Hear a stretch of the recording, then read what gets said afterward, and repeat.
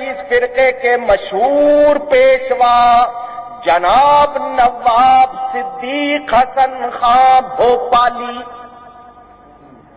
ناراض ہوتے ہیں مجھ پہ، کہتے ہیں ہمارے نام لیتا ہے، ہماری کتابوں کے نام لیتا ہے، مجھے کمیشن دیا کرو، تمہاری مشہوری کرتا ہوں۔ ناراض ہوتے ہیں۔ نواب صدیق حسن خان صاحب بھوپالی جو اہل حدیث غیر مقلد کے نزدیک بہت بڑے عالم فاضل مشہور، وہ لکھتے ہیں ابن قیم مدد قاضی شوکا مدد۔ یہ ابن قیم وہابیوں کا بہت بڑا عالم گزرا، اس کی وفات کے بعد اس کو کہہ رہے ہیں میری مدد کر، قاضی شوکانی کو کہہ رہے ہیں مدد کر، تو تمہارا مولوی تمہارے بڑے سے مدد مانگ لے تو وہ شرک کیوں نہیں ہے؟ میں یا غوث اعظم کہہ دوں تو شرک کدھر سے ہو گیا؟ تھانوی صاحب، ان کے پیر صاحب، ان کا پورا گھرانہ سارے ہی مانگتے ہیں۔ سلاسل طیبہ کے نام سے کتاب چھپی ہوئی جناب حسین احمد مدنی جو علماء دیوبند میں مشہور، انہوں نے لکھا ہے سلاسل طیبہ میں ہادی عالم علی مشکل کشا کے واسطے۔ اگر اللہ کے سوا کسی کو مشکل کشا ماننا شرک تو لگاؤ اپنے مفتی پہ فتویٰ۔ تھانوی صاحب اپنے استاد رشید احمد گنگوئی کو لکھتے ہیں یا سیدی للہ شیئا انہ، اے میرے بزرگ اللہ کے واسطے میری مدد کرو، تو تمہارا تھانوی اپنے استاد کو لکھ دے تو جائز، میں غوث پاک کو کہوں یا شیخ عبد القادر جیلانی شیئا للہ تو شرک کدھر سے ہو گیا؟ اگر شرک ہے تو تھانوی پر بھی فتویٰ لگاؤ۔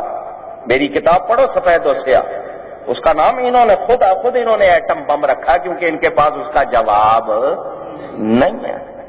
میرے دوستوں اور بزرگوں، ہم غوث پاک کو اللہ کی عطا سے مانتے ہیں، ان کو غوث بنانے والا اللہ، ان کو ولی بنانے والا اللہ۔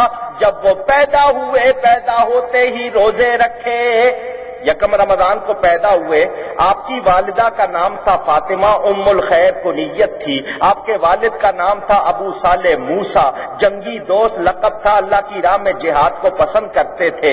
غوث پاک کی والدہ نے اپنے شوہر سے کہا یوں لگتا ہے یہ جو بچہ پیدا ہوا یہ روزے رکھتا ہے، کیونکہ میں اس کو دن میں دودھ پلانے کی کوشش کرتی ہوں، پیتا، سورج غروب ہوتا ہے پینا شروع کر دیتا ہے، تو مجھے تو یوں لگتا ہے جیسے یہ روزے رکھتا ہے۔ حضرت غوث پاک کے والد حضرت ابو صالح موسیٰ نے کہا اگر یہ روزے رکھتا ہے تو تعجب کی کوئی بات نہیں، اس کی ولادت سے پہلے نبی پاک مجھے خواب میں ملے تھے، نبی پاک صلی اللہ علیہ وسلم نے فرمایا اے ابو صالح ان قریب اللہ تجھے ایک بیٹا دے گا جو میرا بھی بیٹا ہوگا، جس طرح میری شان نبیوں میں بلند ہے اس کی شان ولیوں میں بلند ہوگی۔ اللہ اکبر۔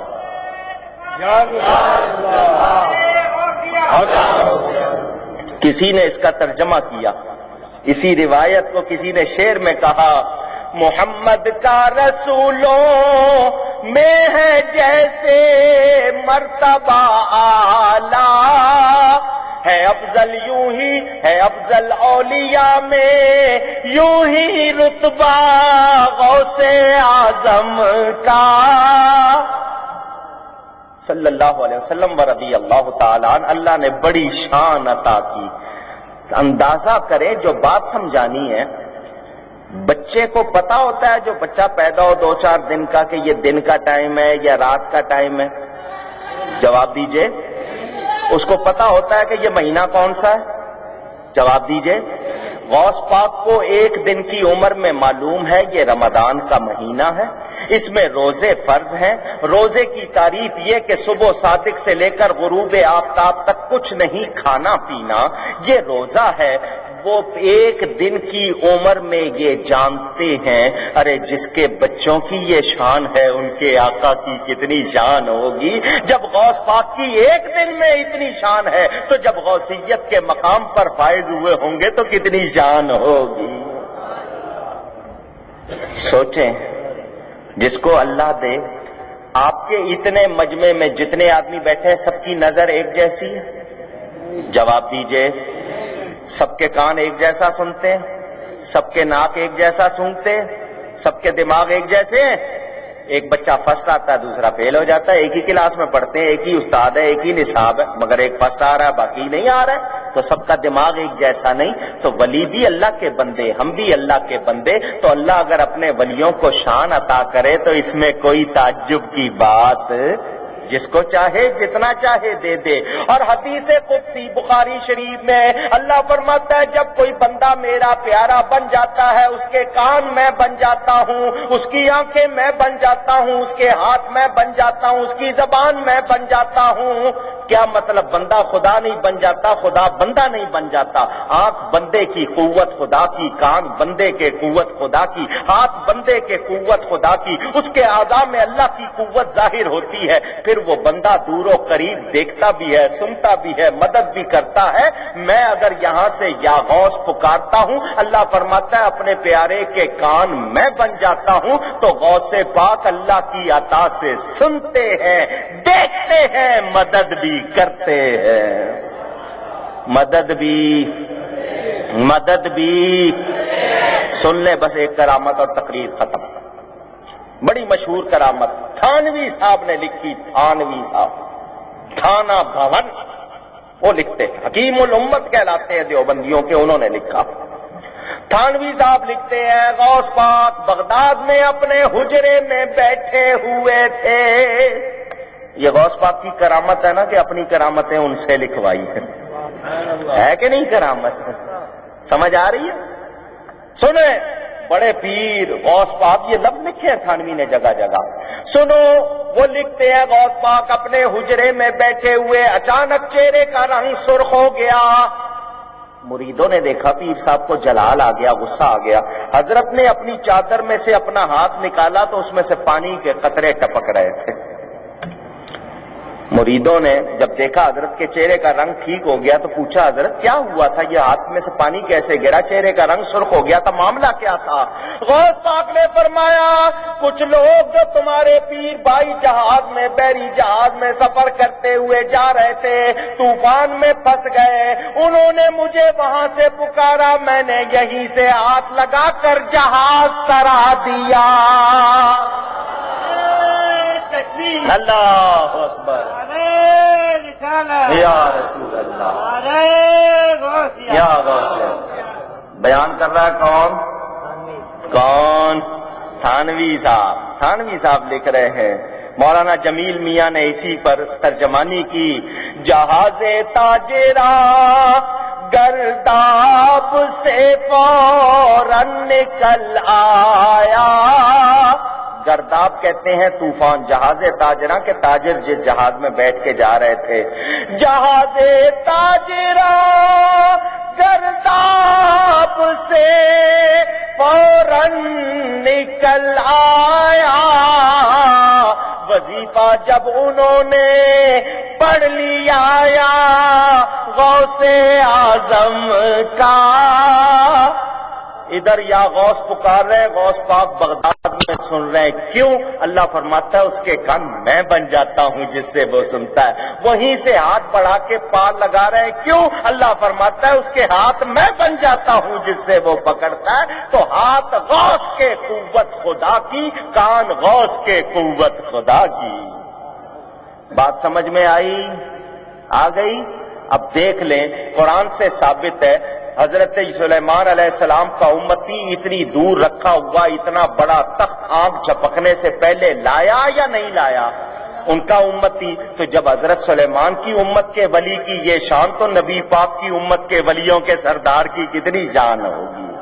تو ہم لوگ 11ویں مناتے ہیں، یہ ہمارا طریقہ ہمارے تمام عقائد اہل سنت و جماعت کے قرآن و سنت کے مطابق ہے۔ ہم اس کے علاوہ کوئی اور بات ایسی جو شریعت سنت کے خلاف ہو مانتے۔ ایک بات میری سن لو، تقریر ختم، بات سن لو۔ ایک وعدہ لینا چاہتا ہوں آپ سے، کریں گے؟ اچھی بات ہے۔ وعدہ یہ کہ میں پیسے نہیں مانگ رہا ہوں، نہ چندہ مانگ رہا ہوں، نہ ووٹ مانگ رہا ہوں، نہ نوٹ مانگ رہا ہوں، نہ کوٹ مانگ رہا ہوں۔ آپ سے 15 منٹ مانگتا ہوں جو آپ اپنے آپ کو دے دیں روزانہ۔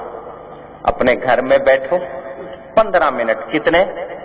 कम अज कम 15 मिनट बीवी बच्चे माँ बहन जितने घर में रहते हैं सबको बिठाओ, खुद अकीदे सीखो, उनको सिखाओ। सिर्फ ना हो उसका एक वादा लेना चाहता हूं। खुद नहीं मालूम, उलमाए अहले सुन्नत की किताबें लो, ताकि बच्चों को छोटी उम्र में अकीदे सिखा दो, बड़े होकर उनको कोई खराब ना कर सके।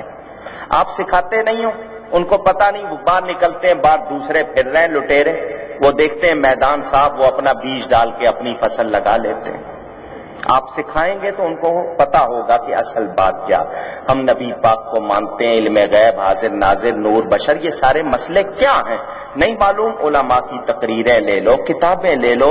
अगर खुद नहीं पढ़ना आता, जिस बच्चे को पढ़ना आता है उसे को पढ़े, 2 सफ़े रोज के पढ़े, आप सारे सुनो। नहीं समझ आती, ये इस्लामी भाइयों से, अपनी मस्जिद के इमाम मुअज्जिन से समझो, खुद अकीदे सीखो, घर वालों को सिखाओ। वादा करते हो?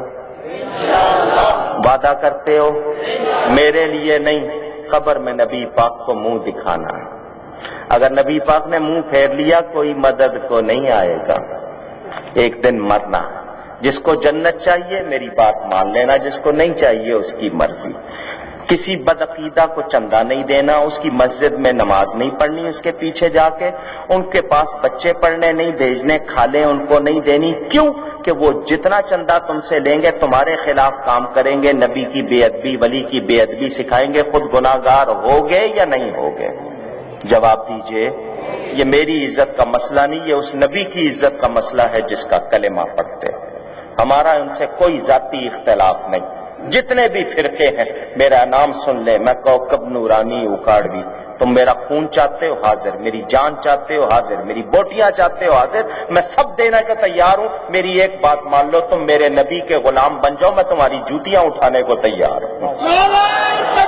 अल्लाह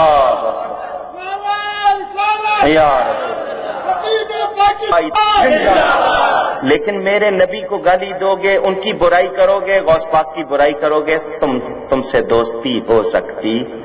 तुम उनके वफादार हो जाओ, हम तुमसे दोस्ती कर लेंगे। लेकिन जो मेरे नबी का दोस्त वफादार गुलाम नहीं, वो हमारा हो सकता?